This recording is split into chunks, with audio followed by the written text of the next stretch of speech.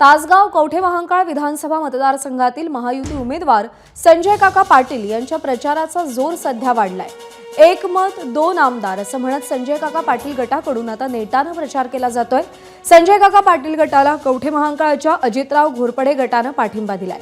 हा पाठिंबा देताना अजित पवारांनी घोरपडेंना देखील आमदारकी देण्याचं आश्वासन दिलंय।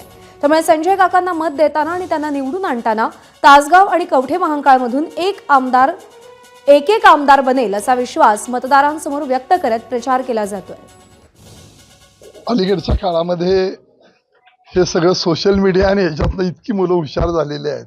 ह्या घोषणा यांच्याकडनं मला ऐकायला मिळाल्या, पण एक बाजू निश्चित आहे की स्वतः अजितदादांनी इथं येऊन घोरपडे सरकारांच्या बाबतीमध्ये मांडलेली भूमिका ही 15-20 हजार लोकांच्या पुढे त्यांनी ते सांगितलेलं आहे।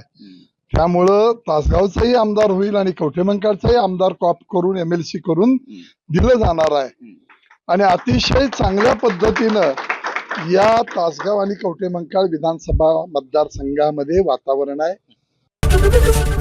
ABP माझा, उघडा डोळे बघा नीट।